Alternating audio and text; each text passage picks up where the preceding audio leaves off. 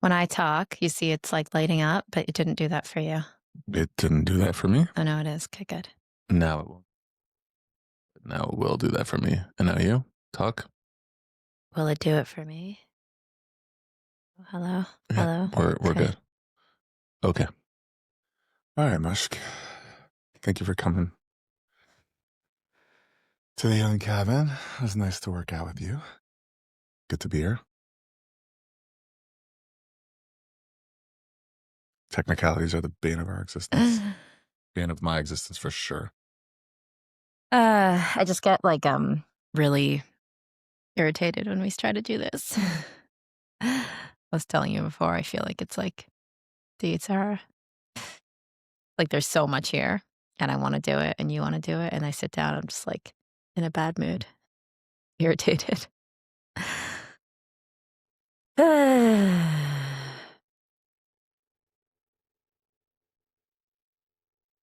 Talk to me, baby. What's the it's a her?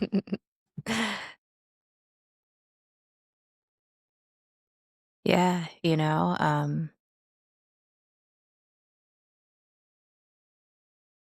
I mean, Harriet Lerner talks about it in her book. It's so good. I don't know which one, maybe The Dance of Anger, but maybe something else where the universe gives you pushback when you try to level up. Um, and which is an it could be the universe, the Sahara, whatever it is, the evil forces. And how you could, when you have that experience, you could believe that it's just not right for you. You're like, all right, I sat down once, twice, 3 times. I tried to record the podcast. Every time I sit down, I get like irritated and in a bad mood. Like, obviously, this isn't aligned. Because if it was aligned, I would feel aligned. And I'm not feeling aligned. I'm feeling irritated. So, and the 4th time, and it's like, you could be like, okay, yeah, this is just not for me. Or it's specifically for you. And all the resistance and the irritation is exactly there because you're being tested or, something so good or great or light is going to happen and come from this, which is whether it's a podcast or any move you want to make in your life. And the forces that don't want that light come out to stop you, and I think it's there's a balance, and it's not always hard to tell which is which because there are times when just really isn't aligned, right? There are times when you're trying and you're trying and trying, or even like forcing something. And then that's not always the best. Sometimes just taking a step back and be like, I notice a lot of forcing here. Maybe this is not the right time or space, or let's give it some breathing room. And sometimes it's like, it's just, like I said when we started, the eights are trying to stop you from your goodness and your light. So, but yeah, sometimes it's hard to know if you should call it or if you should go all in, like if you should just be like, all right, you know, take the gloves off, like step out of the ring and be like, call it a day. Or if you're like, or this is the exact point where like, no, actually, like not giving up. Because I think there are times that it is a signal to stop. Maybe not, but I think there are times when your body's irritation is a signal to stop. But there are times when if you always stop at the irritation, then you're, never leveling up, breaking through the ceiling, like literally the idea of leveling up, right? It's like you have to knock the,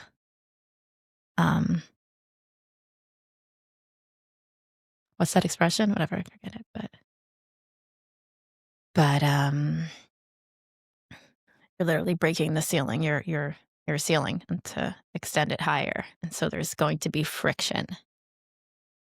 But there are times in life, and I know this for myself, where I'm also trying to do things from force, and that's also not the right approach.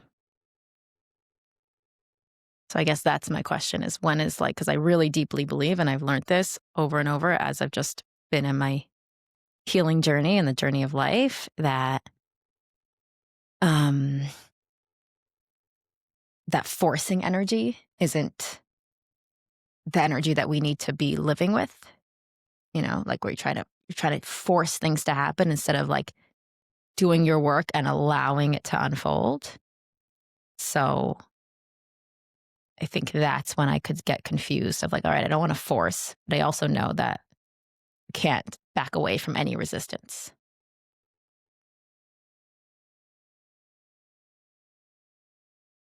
I love listening to you. Say something. Yeah. So Answer my big universal problems. yeah, not happening. I'll do it with everyone else, babe, but not with you. So my question to you is, where are you holding the podcast? With everything you just said, what's your relationship to recording? um, I think it's a good question because it's giving me clarity. I think that whenever we're not doing it, like whenever we're here, I experience this really massive frustration. There's always like a little bit of a blow up. Like where today I'm like, why are you not ready on time? Or it's technical. There's always like some level of friction. And I'm just like, ugh, now I'm in a bad mood. Like now we're gonna record. Great. So that's happened almost every time. So, right, that's where the friction is, and that's where it's like maybe this isn't aligned. But every time that we're not doing it and we step away from it, or I'm in my life and I'm in my thoughts, or I'm grounded in my body, I'm like, I really want to do this. So I think that's one way to know, like it's not what's happening, not when you're interacting with it, because when you're interacting with it, the friction's gonna be there, right? Not when you're in the conflict, right? You're in the conflict, there's going to be a part of you that's like, no, no, no, no, no, I don't like this. And that's okay. But it's when you're outside of it, what feels aligned then, Not just, I guess it's not testing what feels aligned in it, it's testing what feels aligned with the whole picture. So if I was sitting, or like this happened maybe it was in the yoga last night, or think just in general in my day, I was thinking about it or whatever.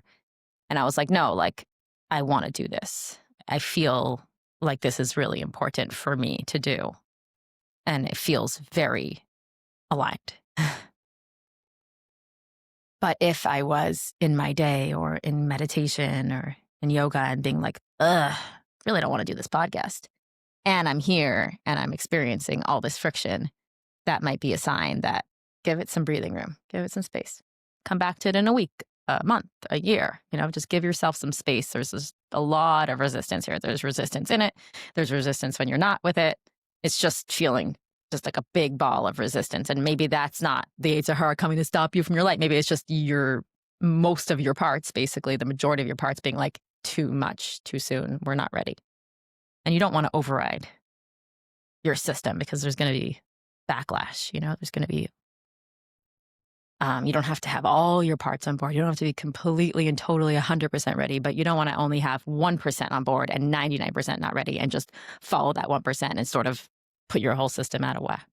I mean, whatever, or maybe you do, but that's one approach, but that's not how I try to live.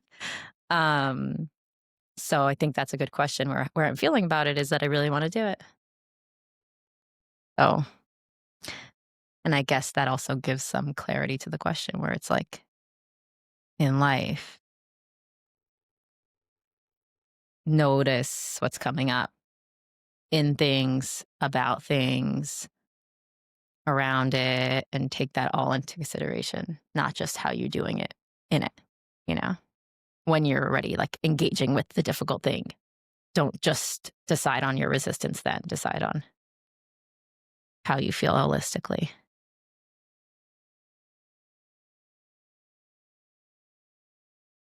Yeah, that all makes total sense to me. So break this down for me then. So if something is aligned or can be aligned, even though we experience resistance, why is that resistance there? What's the point of that resistance? How do you interpret that resistance? What does that resistance mean to you? Um, Well, first of all, anything that's different or out of our comfort zone is gonna bring some discomfort. I mean, out of our comfort zone, any change. So when you're making a change, there's going to be the resistance of just the nature of change. And so it's important to differentiate, which is kind of what we're talking about here. Is it just the resistance because it's change, or is it the resistance because it's not aligned? So, what was the question again? The role that the resistance plays. Right. Like, I understand that when we're doing new things or things that are actually super aligned for us, that resistance can be Mhm. there. And in the way that you were describing it, it sounded like you were suggesting that often that is where we meet the most Right. resistance. So the question is why? If something's Mm. aligned, in other words, let me just ask you personally, if you want to do this, right? If you want to be Mhm. recording this podcast, why the resistance?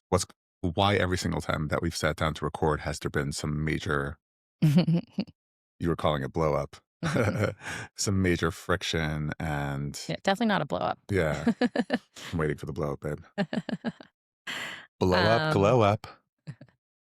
but yeah, just like like a point of friction, like a specific point that I attach to, where I'm like, oh, this is bothering me. I always find something where I just like hone in on. I'm like, and then I just get in like a bad mood, and I'm justified because if only you wouldn't have moved the mic that one last time. Like I always find something to point to. But I mean, I guess I would answer that. I mean, I guess then you would say like, well, there's different ways. There's I was talking a little bit from the universal perspective, right? How it works, where and when you understand this law of the universe or the way this works, you can also have when it happens, you can notice it and be like, oh, this doesn't mean it's not right, you know.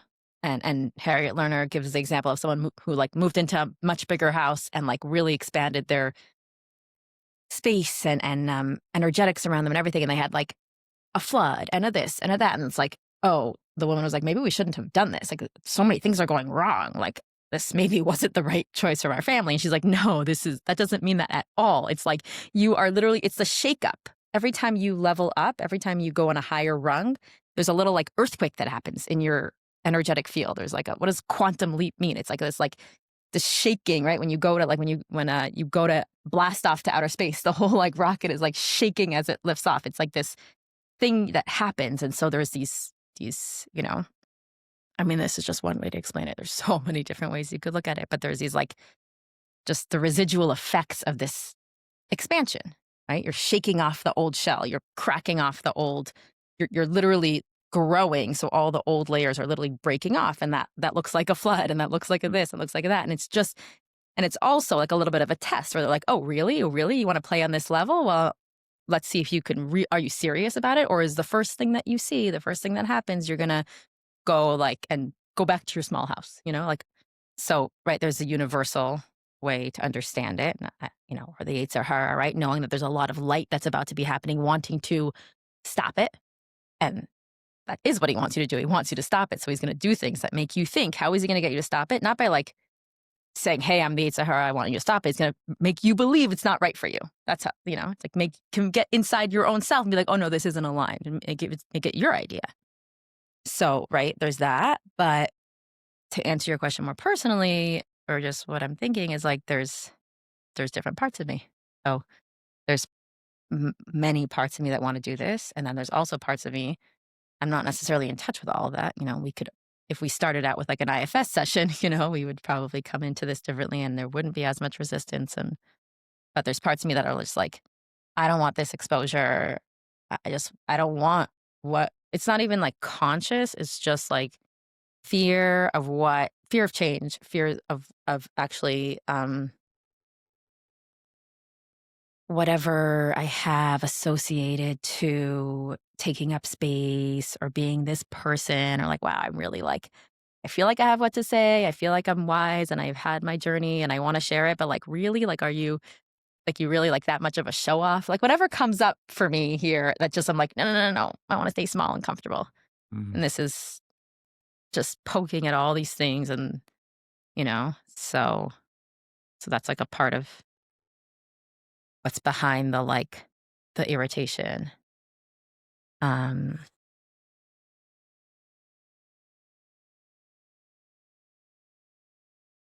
I guess, the 1 foot. Mm. Oh, you're looking at your watch because I know you have to stop. I looked at it. I'm gonna go. Yeah, we have some minutes still. Yeah, I love the way you're explaining it. It's very visual. And as you were explaining, like the resistance, the way that I was conceptualizing it through the way you were describing it is like, I love the way you were saying it's like testing. Like, are you for real, or is it like the second that you meet resistance, you back Mm, off, right? But then I was thinking about like, what really is the growth, right? We're saying, do you really want to grow? I'm going to give you resistance. It's like, no, the mhm. growth is through the resistance. It's like I'm not pushing back. It's like if you're trying to build a muscle, right? Or if you're I trying to was push thinking of that, push yeah. a brick out of a wall. It's not that, oh, you really want to push a brick out of the wall, so I'm gonna have the brick resist you so that we can see if you're for real or not. It's no. If what you want is to push, you're gonna need resistance. If you're trying to build up a muscle, Mhm. if you're trying to basically create something new, it can only happen through resistance. So the resistance isn't a separate Mm, like aspect to support growth. mm. Growth is dependent on resistance. All growth happens through resistance. Right, the muscle you need for this higher level of consciousness is going to be gifted to you through these set of challenges, Yeah. this set of resistance. So it's not like, yeah, it's so much better than what I said. I'm No. saying like it's full, it's so Yeah. much fuller. Mine It's was in like, like, the yeah. So are you really serious? Well, you were bringing down so many levels, and I could see looking at your face that you had the whole, like, algorithm, and all the different pieces of the puzzle. But that's just what came to me so clearly as you were describing it so beautifully. Yeah, it's like the way that many of us experience pain in this universe, in this world, is that, like, it really sucks that there's pain, but Mm. it's sort of like a Once you get necessary through it, evil. Yeah, exactly. It's once like, it's over. yeah. Or it's like a secondary thing. It's like Hashem created a world Mm, and there's a lot of beauty in the world mm. and there's a lot of pain in the world. And like stay away from the pain and stay in the beauty. Stay away from the darkness, stay in the light. Like When you're there in the pain, it's like, oh, whoops, fell into a booby trap. Get up and yeah, back to the light. yeah, there's this bifurcation. There's this a polarization, right? And it's like, yeah, you know, like why do bad things happen to good people? This like classic question. Why do bad things happen to good people? Like the question's assuming like, well, they're good. So bad shouldn't happen to them. There's something called good and there's something called bad. There's good guys and there's bad guys. There's darkness and there's light. The way our minds work is through shadow. It's actually through light and shadow, right? That's how we see and perceive everything. So there's this bifurcation that it's either light or it's shadow or it's darkness. So we're like, yeah, life is beautiful or life can be beautiful. And it's like, yeah, there's like this really shitty glitch in the matrix that like along with living life and along with being vibrant and along with being true and along with being holy, we have to put up with some bullshit. It's like that it's a necessary evil on the road to good and on the road to heaven. And it's like, no, no. That just pulls the rug out from the entire thing. It's like, no, this was all with intention. This is all part and parcel. This is the actual journey. It's not obstacle in the Mm, way to the light. It is the way. There is no other way. And that's why nobody can escape it. And everybody's tried. right, And there's so many ways that society has tried to engineer ways for people to escape their pain. And no matter what, it doesn't work. And in fact, the more one tries to escape it, the more they're confronted by the pain. right. The visual I'm having is like of a bow and arrow and the pulling back to go forward, And it's like you can't go forward without the pulling back. A and B, if you can understand that every step back is the same thing as every step forward because it's literally every step you take back is the forward. It's the same connected thing, and that's how it is in the world. Every pain is the light. Every step you take back, every more you go into the pain is you're being catapulted into the light. So, um, can't we just like shoot the bow and arrow without going back? Like, can we just propel forward? Like, you can't. You just can't. It's not how this world works. You could walk, right? You could throw it, but that's not what's going to get you to where you want to get to. And I think that's what people are trying to do, though, in life is just like avoid the pain. Are you kidding me? No, that's the point. They're People are trying to do, they're trying to avoid the pain. trying to avoid the pain and just go forward. So they're just taking their arrows and they're just throwing it. And we're all just playing in this like little grassy area right around the It's a little sandbox. where we're standing, when really we're supposed to be shooting it to like outer space, and we're all just hanging out here because we're just so scared of the pain of stepping back a little into the Mm, darkness, into the mm, shadow, into this, and then you go, then you land in La La Land. You're with the stars and the angels, and you're in mm. bliss and joy. We're just so scared of those steps back. So we're like, we're just gonna throw it. And no, it's really good. Like, we love this little grassy area. This is great. And like toxic positivity and convincing ourselves like this is where we're supposed to be, you know? And but it's all the same, you know? It's like you're saying, it's not like the resistance is a test, right? If you can go back, then you'll let you catapult forward. As a reward. Yeah, it's like, it's just, it's like the resistance is the pulling back on the string. And the more you like allow the resistance to be there, the more there will just be that surrender, that flying through the air, that floating through the sea of just like, you know? Yeah. The way that you're describing it now, the way that I'm thinking of it is the more that you embrace resistance, Mm-hmm. The more you actually surrender and flow, let the resistance just pull you. the more you embrace resistance, meaning the further back you pull the Mm-hmm. arrow, the more resistance you can break through. When you think of it like that, it's not a separate thing. If I pull the arrow back, I'll be able to go forward. What is forward? Forward means breaking through the resistance of the air, breaking through the resistance Mm-hmm. of gravity, right?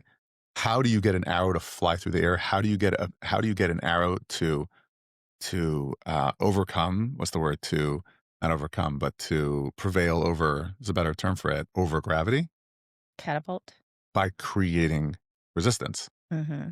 So the resistance of pulling back is what is the thing that allows you to, embracing resistance, pulling back is what allows you to actually break through resistance. It's not, if I pull back and create resistance, then my thing will be able to fly and I'll be with the stars. What does it mean to be with the stars? It means to break through resistance. How do you break through resistance? By embracing resistance. I don't want to experience dissonance. I don't want to experience discomfort. I just want to be with the stars. You want to be with the stars? You want to break through resistance? Then break through resistance. And this is what I think the Chachamim mean when they say, schar mitzvah, mitzvah. It's not that if you do a mitzvah, then there's some sort of arbitrary reward. If you do this good deed, then you're going to get 70 virgins somewhere else. Or if you do hard work in this world, then you're going to be blissed out in the world to come. No. You want the reward. You want to know what the reward for embracing resistance is? You embrace resistance. You get to break through resistance. You go to the gym and you break down your muscles. You know what the reward for that is? That you are strong. Like, it's not if you go to the gym and work out, then you will be wealthy. It's if you go to the gym and work out and you break down your muscles and you embrace resistance, you'll be able to continue to embrace resistance. Meaning the more you pump metal, the stronger you are, the more metal you'll be able to lift up. So what is the reward for lifting metal? What is Being the more reward for metal. embracing conflict? Being in more conflict. Yeah. What's the reward for leveling up? Shit, I did my work. Why are you giving me more resistance? Why are you demanding more of me? Very simple. Because you embrace the resistance. So you know what your reward for embracing the resistance is?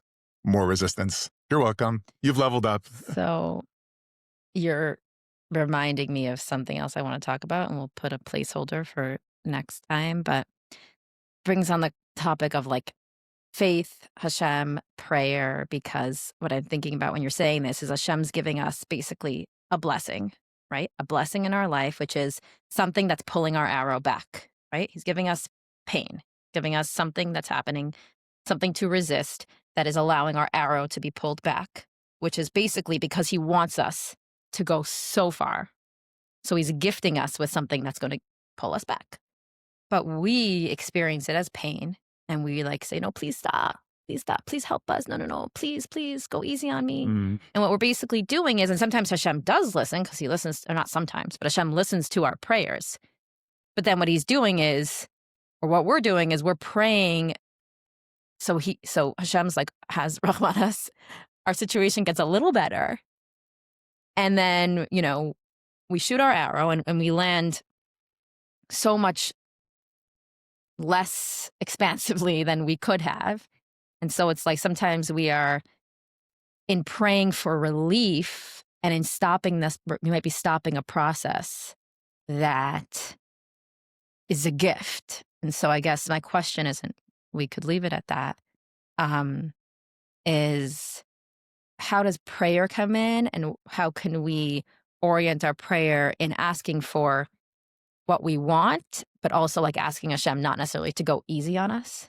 You know, it's like you have a goal where you want to um, be able to lift or a certain amount of weights or have this goal body at the end of, we're starting the new year. So let's say at the end of 2026, the beginning of 2027, you want to have this goal body. But every time you go into the gym, you cry to your trainer, no, please not today. It's so heavy. It's so heavy. It's like, and your trainer, if he's a good trainer, is not going to be like, oh, okay, fine, here, lift these 2-pounders. And he keeps doing that to you. You keep crying to him. He keeps doing that to you. And it comes to the end of the year, you're like, this is not what I want. And he's like, yeah, but you asked me to stop, So where are we getting in our own way of like wanting things, but stopping it and getting Hashem's Rahmanas, but where are we asking for it maybe too soon or, to get the question? Yeah, totally. And there's parts of me that want to jump in and bring some Yeah. sort of like insights and answers to it because I love this. But I think this is a perfect place to, Pause. yeah. Mm. Thank you for those questions, babe. And thanks for your insights. I always learn so much from you. I love listening to you. Until next time. Happy New Year, everybody. Thank you for joining me and Mushki on our couch here in the Healing Cabin. Really appreciate you being here with us and very much looking forward. She's laughing at me because all this is totally unscripted. But yeah, thank you for being here on the Sadia and Mushki podcast. Talk to me, baby. Looking forward to having you joining us on the couch in the Healing Cabin in the new year of 2026. Peace and love.